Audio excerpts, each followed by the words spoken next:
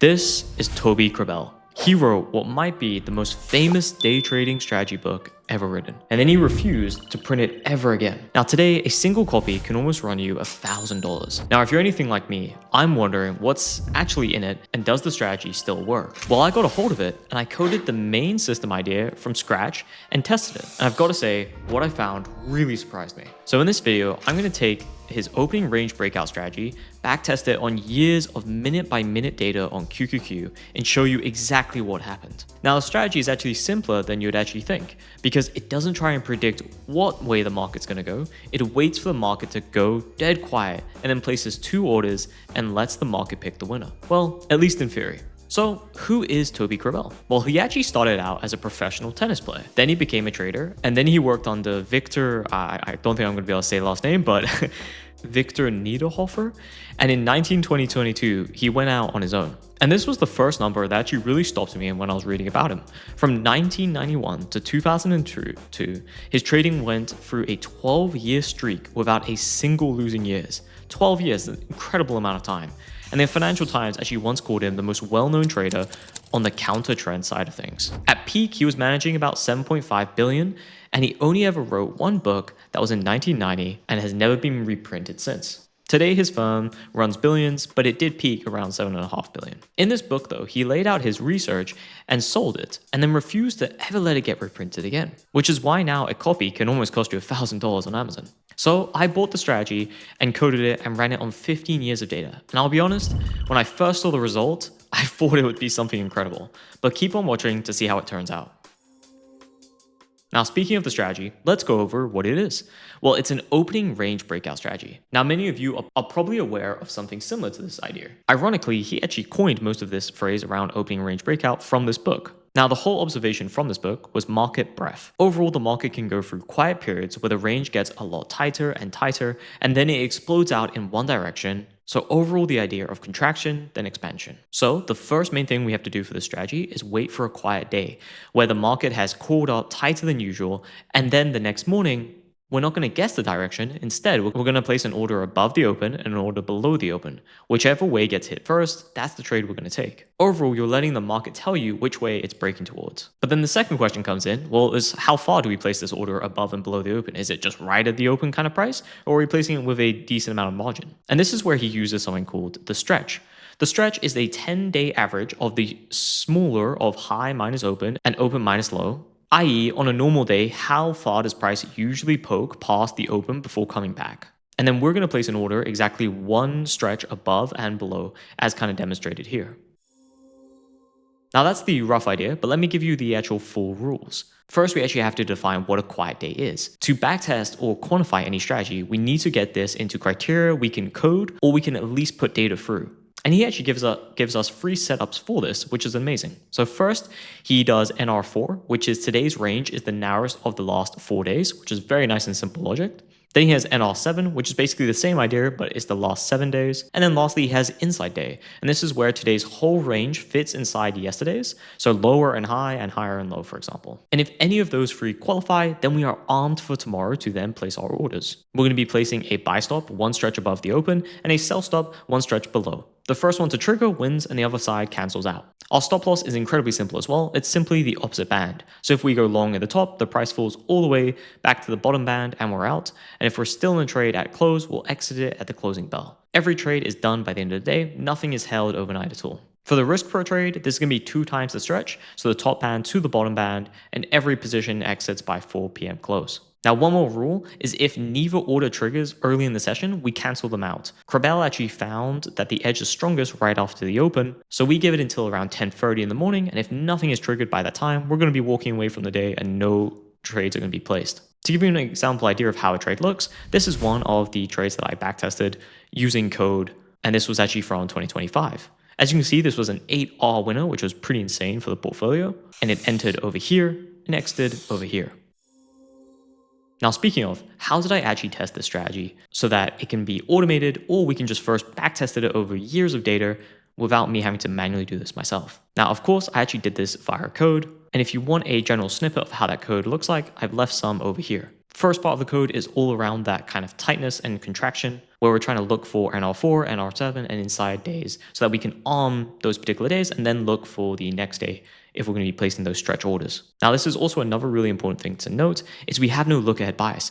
Every one of those signals is shifted by 1 day. The stretch, the arming, everything is calculated from days that have already closed before the days even opens. And this is to avoid us having a look ahead bias in our backtest and getting false results. For example, if you compute the stretch using today's high and low, then trades today, you've used information you would have never known at that point of time. Third is how the actual order fills. A buy stop fills at the worst of the band or at the bars open. So if the price gaps straight through your level, you fill at the gap and not the level. And that's what normally really happens in actual live markets, and that's why it's kind of coded in. Now, I've also tested 2 versions. He actually mentioned both of these in the book, which is the original orb strategy. So this is in both directions. We're placing both orders every single day that is armed, long and short. And then there is one where it's a trend filtered version. So add a 50-day filter, and above it, we're going only long, and below it, we're only looking for shorts. Now, I ran this primarily on QQQ, but I also did a quick backtest also on SPY later in this video. All of it was using 1-minute data.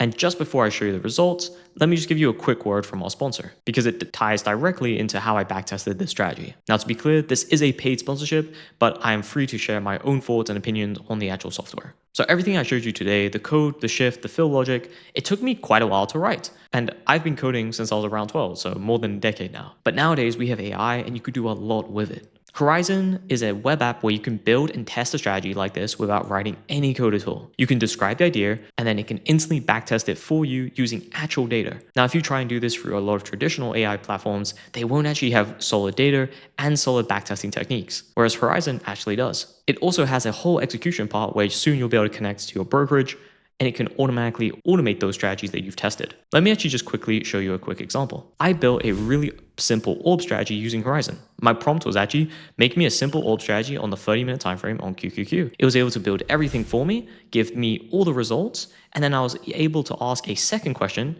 to compare it on how the stop loss would affect the results. As it then showed me, for a 2% stop loss, I got this net profit over here, whereas when I changed it to a 4%, I was thinking maybe it would improve performance. It did not at all. It was a really nice way to see everything in one panel. I can also see all the trades taking place here. I can also click into any of these trades. So if I just want to look at this one, for example, I can zoom in and see exactly how that trade is placed. It also has more information on performance, broken down by drawdown and rolling sharp. Ultimately, the idea is really simple. All you have to do is go to horizon.trade, type into a prompt that you want to get tested, and then it can automatically backtest it for you. If we actually have a look, I can click My Strategies. I can see everything I've tested before in a really nice interface. Soon, you'll also be able to connect brokers, which will be able to automate those strategies really easily for you. Now, just as a reminder, Horizon is a software tool for strategy testing and execution. It does not provide any financial advice or investment advice. Trading always involves substantial risk of loss, and backtesting is simply a tool for evaluating historical performance and never guarantees future results. Now, if you want to try it out, feel free to click the link in the description. This is being tested on 15 years of minute data on QQQ. Every single arm day, both orders are placed and exits at the close. Here we can see the equity curve. On first glance, this looks incredibly impressive. The green line over here is the actual strategy, and yellow is just a simple buy and hold. And as we can see, it's really not even close. There's a wide margin where this strategy is really outperforming. Overall, it did around 1,300%, and it had a 19% CAGR.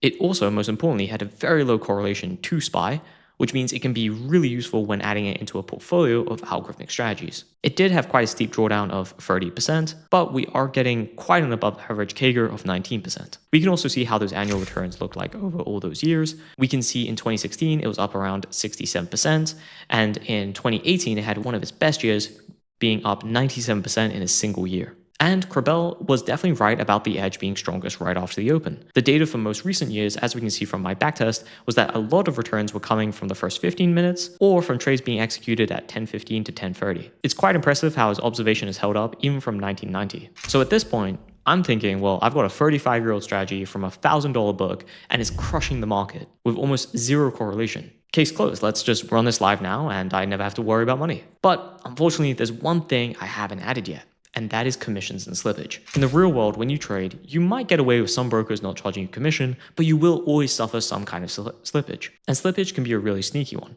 When you send a stop order to buy, you don't get filled at your exact price. By the time it executes, the market has usually moved a little bit against you or in your favor. For example, maybe you wanted 418, but you actually got 418.10.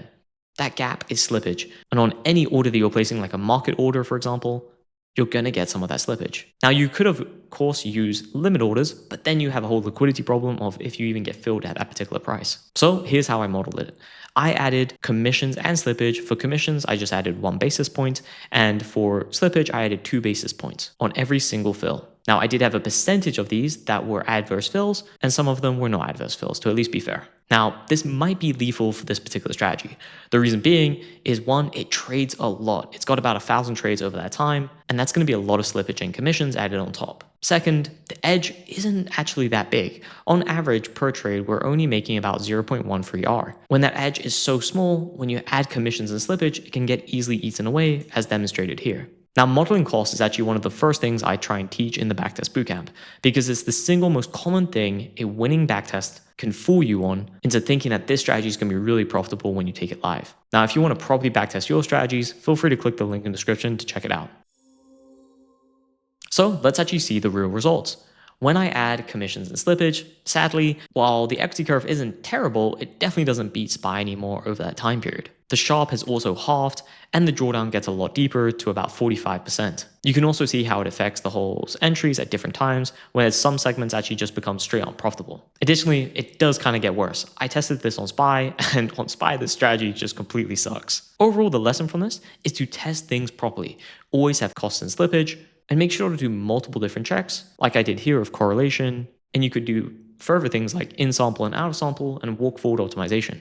Additionally, the idea doesn't seem that bad. While it may not be performing very well on QQQ and SPY, this could be something to test in crypto or other more inefficient markets that may still actually have that edge. And if this is the kind of thing you want to get good at, building systematic strategies like this one and testing them honestly and then automating them on a machine so that it runs completely without you, that's exactly what we do inside the Crypto Momentum Group. It's a community of people doing this properly with the code, the templates, and the guidance to go from an idea to running something live. Link in the description if that sounds like your thing. Well, I hope this video was helpful, and there'll be many more to come.